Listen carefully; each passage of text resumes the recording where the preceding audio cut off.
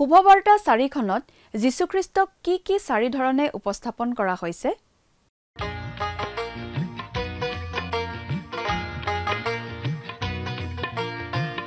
আজিৰে পবিত্ৰ ক্ষণতে উজলি উঠা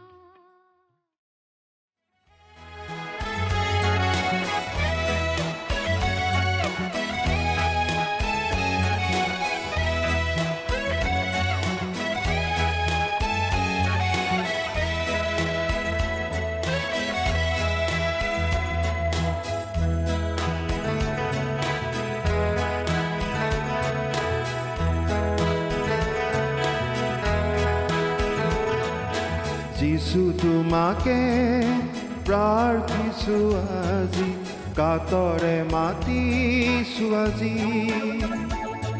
আমি প্ৰভু যিছু তোমাকে প্ৰাৰ্থিছো আজি কাতৰে মাতিছো আজি আমি প্ৰভু যিছু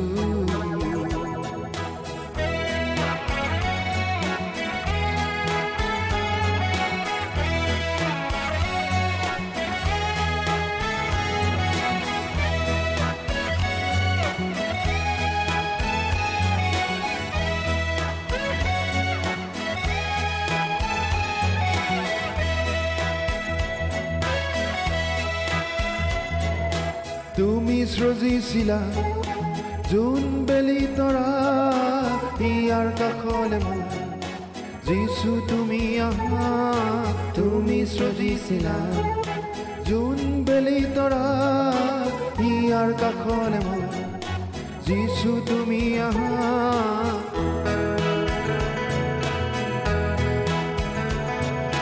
যিছু তোমাকে প্ৰাৰ্থিছো আজি কাতৰে মাতিছো আজি আমি প্ৰভু যিছু তোমাকে প্ৰাৰ্থিছো আজি কাতৰে মাতিছো আজি আমি প্ৰভু যিছু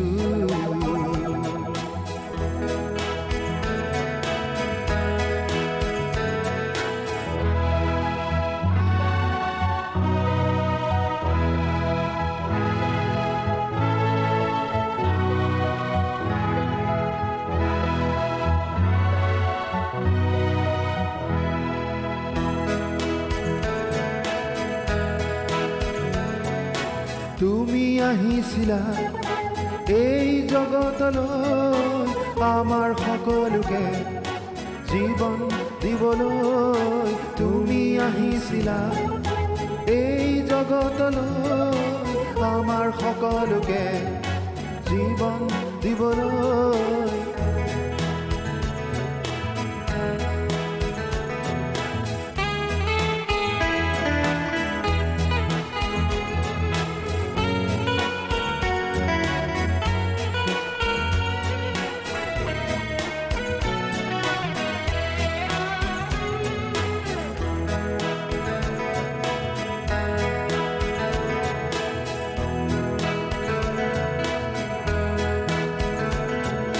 তোমাৰ প্ৰেমৰ কথা বৰ্ণাই নপৰে হোৱা যিছু তুমি চিৰদিনে মোৰ তোমাৰ প্ৰেমৰ কথা বৰ্ণাই নপৰে হোৱা যিছু তুমি চিৰদিনে নমস্কাৰ আমাৰ ভক্তিবচন অনুষ্ঠানলৈ আপোনাক স্বাগতম জনাইছো খ্ৰীষ্টীয় বিশ্বাসী লোকসকলৰ বাবে বিশেষভাৱে প্ৰস্তুত কৰা এই ভক্তিবচন অনুষ্ঠানটো হৈছে বাইবেল অধ্যয়নৰ ধাৰাবাহিক অসমীয়া অনুষ্ঠান মাজে মাজে পুৰণি নিয়মৰ পৰা আৰু মাজে মাজে নতুন নিয়মৰ পৰা একোখন পুস্তক অধ্যয়নৰ বাবে লৈ বাইবেলৰ গোটেই ৬৬খন পুস্তকৰে ইয়াত অধ্যয়ন কৰা হ'ব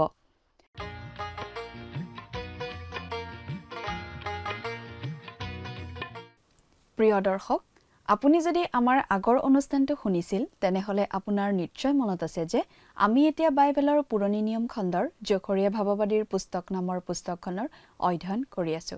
যোৱা অনুষ্ঠানত আমি এই জখৰীয়া ভাৱবাদীৰ পুস্তকখনৰ 6 নম্বৰ অধ্যায়ৰ 1 নম্বৰ পদৰ পৰা 8 নম্বৰ পদলৈকে পঢ়ি তাৰ ভিত্তিত আগবঢ়োৱা আলোচনা আমি শুনিবলৈ পালো।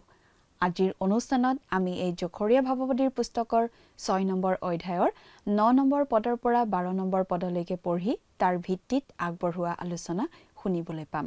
6 নম্বৰ অধ্যায়ত আমি জখৰীয়াৰ 10টা দৰ্শনৰ অন্তিম দৰ্শনলৈ আহো। দৰ্শন কেইটা হৈছে 1 নম্বৰ মেণ্ডি গছৰ তলত থকা অশ্বাৰোহী, 2 নম্বৰত 4টা শিং, 3 নম্বৰত 4জন শিল্পকৰ, 4 নম্বৰত হাতত পৰিমাণ জৰি লৈ থকা ব্যক্তি, 5 নম্বৰত মহাপুৰুষিত যীশুচোৱা আৰু চৈতান, 6 নম্বৰত ডাল আৰু 7টা চকু থকা শিল, 7 নম্বৰত দীপাধাৰ আৰু দুজোপা জলফাই গছ, 8 নম্বৰত উৰণীয়া নোৰা, 9 নম্বৰত ঐফাৰ মহিলা, 10 নম্বৰত 4খন ৰথ। জখৰীয়াই দেখা 4খন ৰথৰ ঘোঁৰাবোৰৰ ৰং আৰু জোখনে প্ৰকাশিত বাক্যত দেখা ঘোঁৰা 4টাৰ ৰং একেই। এইটো বিশেষভাৱে মন কৰিবলগীয়া কথা। গতিকে জখৰীয়াই দেখা ৰথ 4খন আৰু জোখনে দেখা অশ্বাৰোহী 4জনৰ মাজেৰে একে কথাই বুজোৱা হৈছে বুলি ক'ব পাৰি। এটা কথা মন কৰিব লাগে যে কোনোটো ঘোঁৰা পশ্চিমলৈ নাযায়, যিহেতু পশ্চিমত ভূমধ্য সাগৰ আছে আৰু এইবোৰৰ কোনোটোৱেই সাগৰীয় ঘোঁৰা নহয়। কোনো ঘোঁৰা পূবলৈও নাযায় কাৰণ মহান আৰবীয় মৰুভূমি তাত আছে। ঘোঁৰাবোৰ উত্তৰ আৰু দক্ষিণলৈহে যায়, যিটো ইছৰাইলৰ পৰা পৃথিৱীৰ আন যিকোনো ঠাইলৈ যোৱাৰ স্থলপথ। গতিকে ইয়াৰ অৰ্থ হৈছে যে ঘোঁৰাবোৰ ইছৰাইলৰ পৰা বাহিৰ ওলাই সমগ্ৰ পৃথিৱীলৈ যায়। ইয়াত এই কথাটোৰ ওপৰত গুৰুত্ব দিয়া হৈছে যে ঈশ্বৰে পৃথিৱীৰ সকলো জাতিৰ বিচাৰ কৰিবলৈ মনস্থ কৰিছে আৰু 4খন ৰথে সেই বিচাৰবোৰক প্ৰতিনিধিত্ব কৰে। সেই সকলোবোৰ মহা ভৱিষ্যতৰ ক্লেশৰ সময়ছোৱাত হ'ব লাগে। ইয়াৰ দ্বাৰা জখৰীয়াক দিয়া 10টা দৰ্শনৰ সামৰণি পৰে। ইয়াৰ পাছতে আমি এটা বিশেষ ঘটনাৰ কথা পাওঁ, যিটো জখৰীয়াৰ দিনত অনুষ্ঠিত কৰা হৈছিল। ঘটনাটো হৈছে মহাপুৰুষিত যীশুচোৱাক প্ৰতীকী মুকুট পিন্ধোৱা। কিন্তু ইয়াৰ যোগেৰে খ্ৰীষ্ট যে এই পৃথিৱীলৈ ৰাজত্ব কৰিবলৈ আহিব তাৰ আগতীয়া ছবি এখন দেখুওৱা হৈছে, যিটো অৱশ্যেই ভৱিষ্যতে ঘটিব। প্ৰিয় দৰ্শক, কথাবোৰ অধিক বহলাই চাবলৈ আহকচোন। এতিয়া আমি মূল আলোচনাটোৰ মাজলৈ আগবাঢ়ি যাওঁ। আমাৰ মহান ত্ৰাণকৰ্তা প্ৰভু যীশুখ্ৰীষ্টৰ নামত নমস্কাৰ। প্ৰিয় শ্ৰোতা, আমি বাৰু এতিয়া বাইবেলৰ কোনখন পুস্তকৰ অধ্যয়ন চলাই আছোঁ আপোনাৰ মনত আছেনে? আমি আজি কিছুদিনৰ পৰা বাইবেলৰ পুৰণি নিয়ম খণ্ডৰ জখৰীয়া ভাৱবাদীৰ পুস্তক নামৰ পুস্তকখন অধ্যয়ন কৰি আছোঁ, নহয়নে বাৰু? আপুনি যদি আমাৰ এই ভক্তিবচন অনুষ্ঠান নিয়মিতভাৱে শুনি আছে তেনেহ'লে আপুনি নিশ্চয় জানে যে আমি যোৱা অনুষ্ঠানত এই জখৰীয়া ভাৱবাদীৰ পুস্তকৰ 6 নম্বৰ অধ্যায়ৰ 1ম পদৰ পৰা 8 নম্বৰ পদলৈকে পঢ়ি আমাৰ আলোচনা আগবঢ়াইছিলোঁ। তাত আমি পাইছিলোঁ জখৰীয়া ভাৱবাদীয়ে দেখা 10 নম্বৰ দৰ্শনটোৰ কথা। জখৰীয়া ভাৱবাদীয়ে একে ৰাতিয়ে 10টা দৰ্শন দেখিছিল আৰু সেই দৰ্শনবোৰৰ মাজেদি ঈশ্বৰে ভৱিষ্যত সম্বন্ধে বহুতো কথা জনাই দিছিল। জখৰীয়া ভাৱবাদীয়ে দেখা 10 নম্বৰ দৰ্শনটোত তেওঁ দেখিছিল 4খন ৰথ। 2খন পিতলৰ পৰ্বতৰ মাজৰ পৰা সেই ৰথ 4খন ওলাই আহিছিল আৰু 2খন উত্তৰৰ পিনে আৰু 2খন দক্ষিণৰ পিনে আগবাঢ়ি গৈছিল। সেই দৰ্শনৰ দ্বাৰা ঈশ্বৰে এই কথাটো জনাই দিছিল যে গোটেই পৃথিৱীৰ ওপৰলৈ এদিন ঈশ্বৰৰ বিশেষ অভিশাপ নামি আহিব।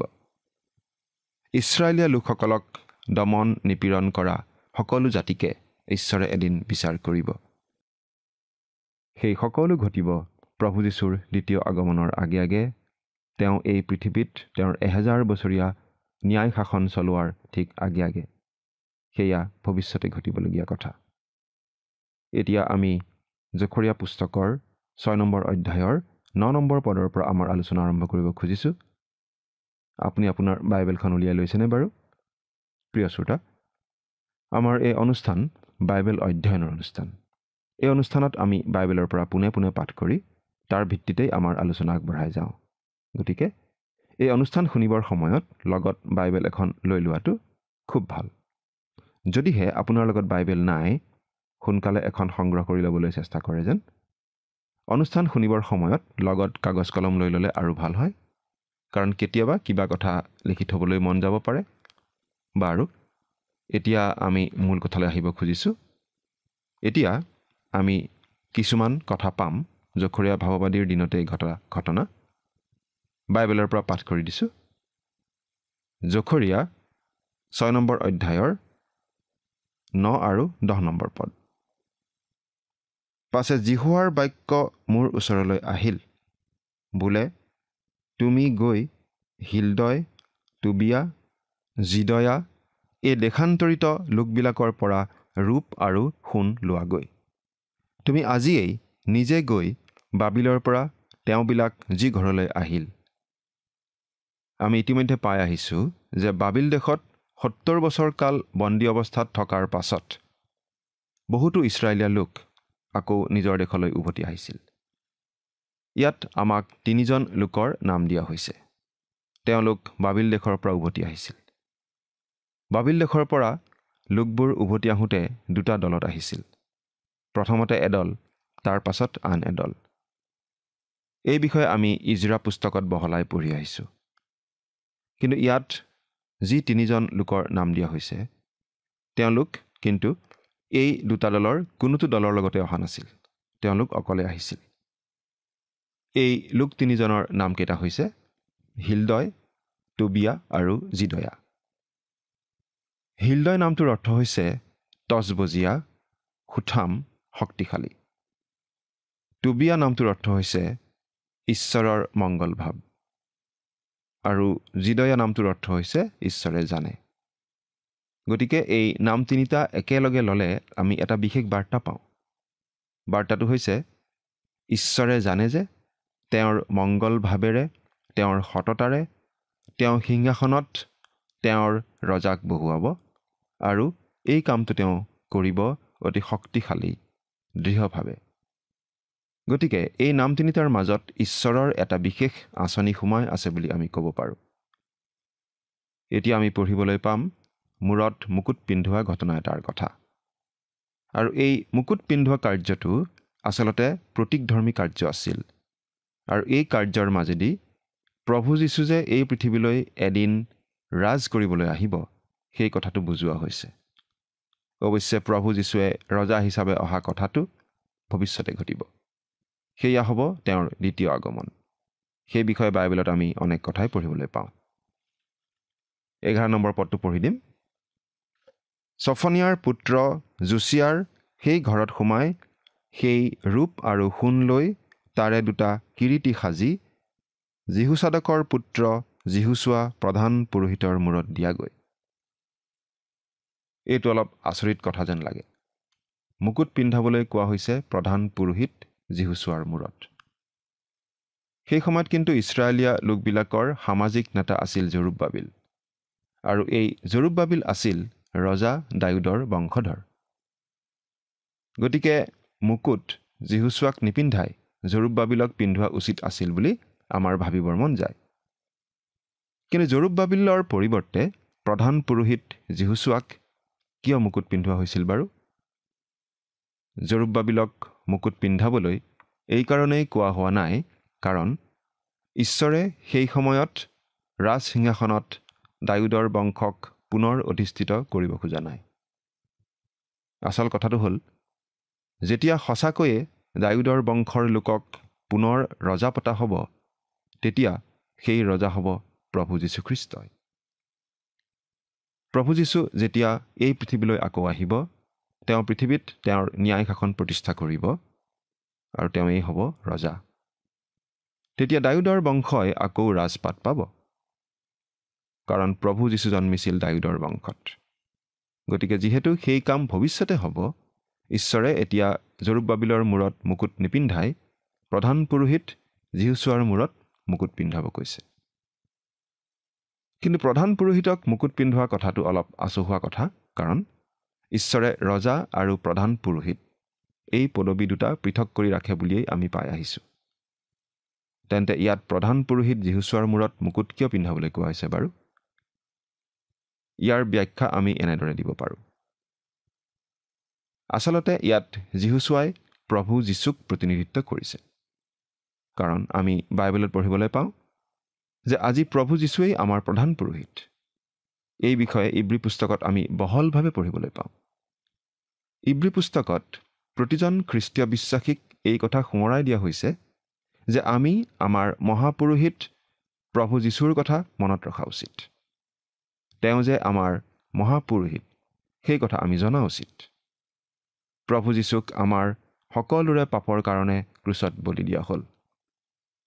তেওঁৰ অমূল্য তেজে আমাৰ পাপৰ প্ৰায়শ্চিত্ত কৰিলে। তেওঁ কবৰস্থ হ'ল আৰু তৃতীয় দিনা পুনৰ জি উঠিল। তাৰ পাছত তেওঁ সোঁ শৰীৰে স্বৰ্গলৈ গ'ল আৰু আমাৰ মহাপুৰোহিত হিচাপে তেওঁ মন্দিৰৰ আঁৰ কাপোৰৰ মাজেদি সোমাই অতি পবিত্ৰ স্থানত প্ৰৱেশ কৰিলে, অৰ্থাৎ তেওঁ স্বৰ্গত পিতৃ ঈশ্বৰৰ সন্মুখলৈ আহিল আৰু পিতৃ ঈশ্বৰৰ সিংহাসনৰ সোঁহাতে বহিল। মহাপুৰোহিতে বছৰত এবাৰকৈহে সেই পবিত্ৰ স্থানত সোমাইছিল, কিন্তু প্ৰভু যীশুৱে এবাৰতে চিৰদিনৰ বাবে পবিত্ৰ স্থানত সোমাল আৰু সদায় তাতেই আছে পিতৃ ঈশ্বৰৰ সোঁহাতে। সেইবাবে তেওঁ চিৰস্থায়ী পুৰোহিত, নিত্য পুৰোহিত। পুৰোহিতে আন মানুহৰ হৈ ঈশ্বৰৰ আগত প্ৰাৰ্থনা জনায়। আজি প্ৰভু যীশুখ্ৰীষ্টই আমাৰ হৈ অনবৰতে পিতৃ ঈশ্বৰৰ আগত নিবেদন জনায়। তেওঁ শ্ৰেষ্ঠ পুৰোহিত। প্ৰিয় শ্ৰোতা, এই কথাটো অলপ চিন্তা কৰি চাওকচোন। মনটো ভাল লাগি নাযায়নে? প্ৰভু যীশু এতিয়া স্বৰ্গত পিতৃ ঈশ্বৰৰ সতে আছে আৰু সেই দিনটোলৈ বাট চাই আছে, যিদিনত তেওঁৰ শত্ৰুবোৰক তেওঁৰ ভৰি পীড়া কৰা হ'ব। সকলোকে তেওঁৰ বশ কৰা হ'ব। তেওঁ আকৌ এই পৃথিৱীলৈ আহিব প্ৰবল প্ৰতাপেৰে ৰজা হিচাপে। তেওঁ এই পৃথিৱীত তেওঁৰ ন্যায় শাসন প্ৰতিষ্ঠা কৰিবহি। আচলতে ইয়াত আমি প্ৰভু যীশুৰ ৰাজ অভিষেকৰ ছবি এখন পাওঁ। প্ৰিয় শ্ৰোতা, এই জকৰীয়া পুস্তকত আমি যিবোৰ ঘটনাৰ বিষয়ে পঢ়িলোঁ, সেই ঘটনাবোৰৰ ক্ৰমটো মন কৰকচোন। প্ৰথমতে আমি পঢ়িবলৈ পালোঁ ইছৰাইল জাতিৰ প্ৰতি ঈশ্বৰে দিয়া দণ্ড, বিচাৰ আদিৰ কথা। তাৰ পাছত পালোঁ পৰজাতীয় লোকবিলাকৰ ওপৰলৈ ঈশ্বৰৰ দণ্ড নামি অহাৰ কথা। আৰু তাৰ পাছত এতিয়া আমি পাইছোঁ প্ৰভু যীশুৰ দ্বিতীয় আগমন আৰু তেওঁৰ ৰাজ অভিষেকৰ কথা। ৰজাৰো ৰজা, প্ৰভুৰো প্ৰভু হিচাপে। বিভিন্ন কালত প্ৰভু যীশুৰ বিভিন্ন পৰ্যায়ৰ পৰিচৰ্যাৰ কথা আমি বুজি পাওঁ। আচলতে প্ৰভু যীশুৰ যি পৰিচৰ্যা, সেই পৰিচৰ্যাৰ তিনিটা দিশ আছে। বিভিন্ন সময়ত বিভিন্ন পৰিচৰ্যা। তেওঁৰ প্ৰথম পৰিচৰ্যাটো হৈছে ঈশ্বৰৰ ভাৱবাদী বা মুখপাত্ৰ হিচাপে। সেই কামটো তেওঁ কৰিলে আজিৰ পৰা প্ৰায় 2000 বছৰ আগতে, যেতিয়া তেওঁ মানৱ ৰূপে জন্ম লৈ এই পৃথিৱীলৈ আহিছিল। তেওঁ এই পৃথিৱীলৈ আহিছিল পিতৃ ঈশ্বৰৰ হৈ কথা ক'বলৈ। তেওঁ নিজেই আছিল ঈশ্বৰৰ বাক্য, ঈশ্বৰৰ জীৱন্ত বাক্য, মাংস ৰূপত ঈশ্বৰৰ বাক্য। কাৰণ তেওঁ মানৱ ৰূপত ঈশ্বৰৰ প্ৰকাশ আছিল আৰু তেওঁ ঈশ্বৰৰ প্ৰেমো প্ৰকাশ কৰিলে, মোৰ আপোনাৰ সকলোৰে পাপৰ কাৰণে ক্ৰুচত মৃত্যুবৰণ কৰি। তেওঁ আছিল ঈশ্বৰৰ ভাৱবাদী মুখপাত্ৰ। কিন্তু এতিয়া প্ৰভু যীশুৰ পৰিচৰ্যাটো বেলেগ। এতিয়া তেওঁ হৈছে ঈশ্বৰৰ পুৰোহিত। তেওঁ স্বৰ্গলৈ গ'ল, কবৰৰ পৰা পুনৰুত্থিত হৈ সোঁ শৰীৰে স্বৰ্গলৈ গ'ল আৰু আঁৰ কাপোৰৰ মাজেদি পাৰ হৈ অতি পবিত্ৰ স্থানত প্ৰৱেশ কৰিলে, আমাৰ সকলোৰে পাপৰ প্ৰায়শ্চিত্ত কৰিবলৈ নিজৰ অমূল্য তেজ বোৱাই। আমি জানো মহাপুৰোহিতে আগতে বলিদান কৰি বলিৰ তেজ ছটিয়াই পবিত্ৰ কৰাৰ পাছতহে সেই পবিত্ৰ স্থানত সোমাব পাৰিছিল। সেয়াই আছিল নিয়ম। প্ৰভু যীশু নিজেই বলি হ'ল আৰু নিজৰ তেজেৰেই পবিত্ৰ কৰি নিজেই মহাপুৰোহিত হিচাপে অতি পবিত্ৰ স্থানত প্ৰৱেশ কৰিলে। স্বৰ্গত পিতৃ ঈশ্বৰৰ সিংহাসনৰ সোঁহাতে বহিল আৰু এতিয়া তেওঁ তাতেই আছে। আমাৰ বাবে পিতৃ ঈশ্বৰৰ আগত নিবেদন কৰি আছে অনবৰতে। যেতিয়া আমাৰ জীৱনত কিবা পাপ আমি দেখোঁ আৰু সেই পাপ স্বীকাৰ কৰি আমি ক্ষমা বিচাৰোঁ, তেতিয়া প্ৰভু যীশুৱে আমাৰ হৈ বিশেষভাৱে নিবেদন জনায় আৰু আমাৰ পাপ ক্ষমা হৈ যায়। এই কথাটো প্ৰতিজন খ্ৰীষ্টীয় বিশ্বাসীৰ ক্ষেত্ৰতেই খাটে। গতিকে প্ৰভু যীশু এতিয়া পুৰোহিত। তেওঁ আমাৰ মহাপুৰোহিত। তেওঁ পৃথিৱীলৈ আহোঁতে আহিছিল ঈশ্বৰৰ ভাৱবাদী হিচাপে। এতিয়া তেওঁ হৈছে ঈশ্বৰৰ পুৰোহিত আৰু এইটো তেওঁৰ দ্বিতীয়টো পৰিচৰ্যা। তেওঁৰ তৃতীয়টো পৰিচৰ্যা হ'ব ভৱিষ্যতে। এদিন প্ৰভু যীশু আকৌ আহিব। প্ৰকাশিত বাক্য পুস্তকত এই কথাটো অতি স্পষ্টভাৱে আমাক জনাই দিয়া হৈছে যে প্ৰভু যীশু আকৌ আহিব, কিন্তু তেওঁ আহিব ৰজাৰো ৰজা, প্ৰভুৰো প্ৰভু হিচাপে। অৰ্থাৎ তেতিয়া প্ৰভু যীশুৰ পৰিচৰ্যা হ'ব ৰজাৰ পৰিচৰ্যা। ভাৱবাদী, পুৰোহিত আৰু ৰজা, এইকেইটাই হৈছে প্ৰভু যীশুৰ তিনিটা দিশৰ পৰিচৰ্যা। এতিয়া প্ৰভু যীশুৰ আন ধৰণৰ ছবি এখন আমাৰ আগত প্ৰকাশ কৰা হৈছে। পঢ়ি দিছোঁ 12 নম্বৰ পদ। আৰু তুমি তেওঁক ক'বা, বাহিনীবিলাকৰ জিহুৱাই এই কথা কৈছে, চোৱা, পোখা নামেৰে প্ৰখ্যাত পুৰুষ, তেওঁ নিজ ঠাইত বাঢ়িব আৰু জিহুৱাৰ মন্দিৰ সাজিব। পোখা বা গজালি, এইটো যীশুচোৱাৰ নাম নহয়। এইটো আচলতে এটা ভাৱবাণীমূলক নাম প্ৰভু যীশুখ্ৰীষ্টৰ।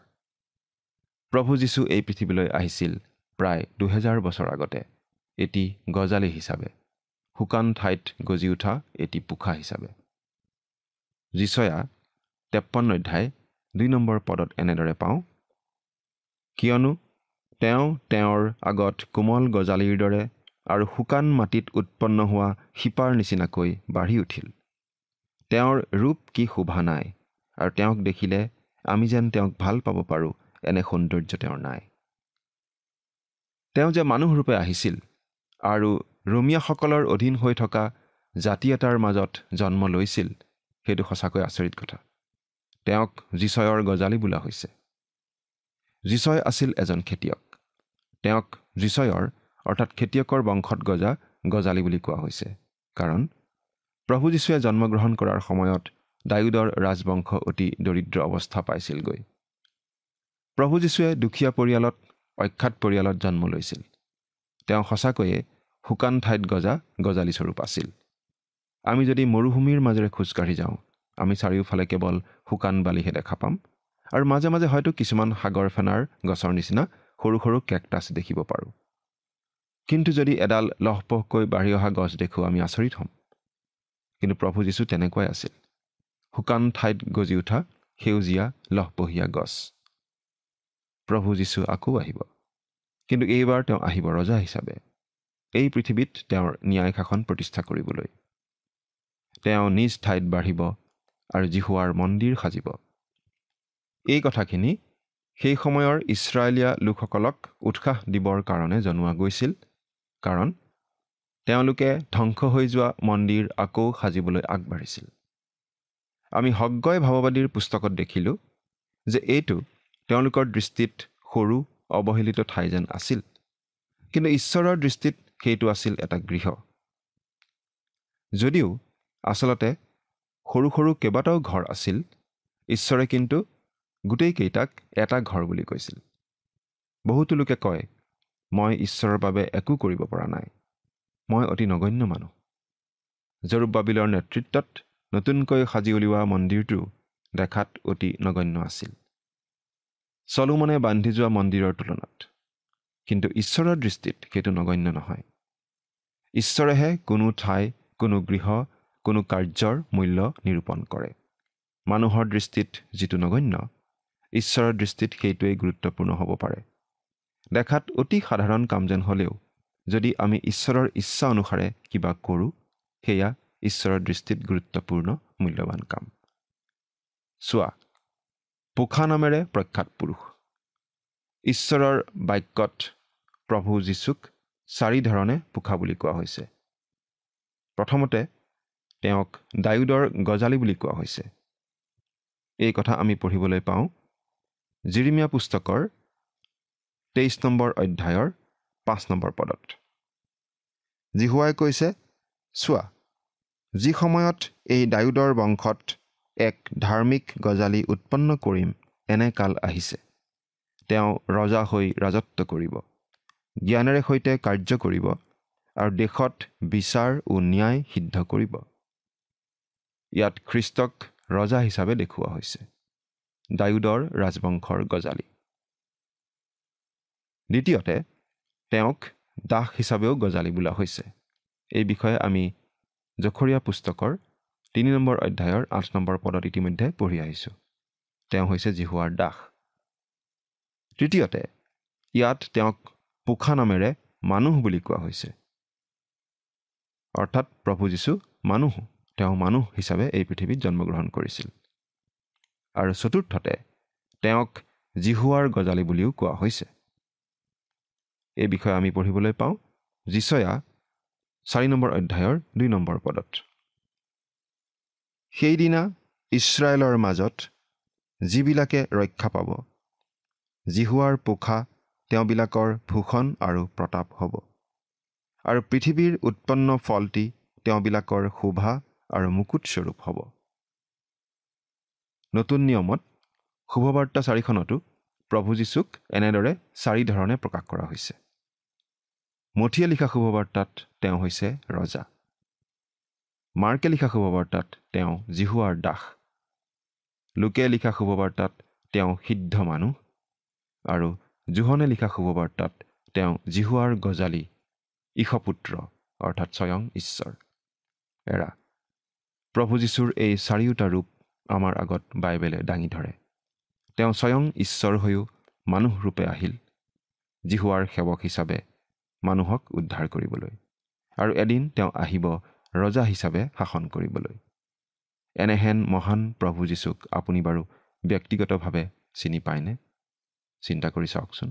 ঈশ্বৰে আপোনাক আশীৰ্বাদ কৰক। আমেন।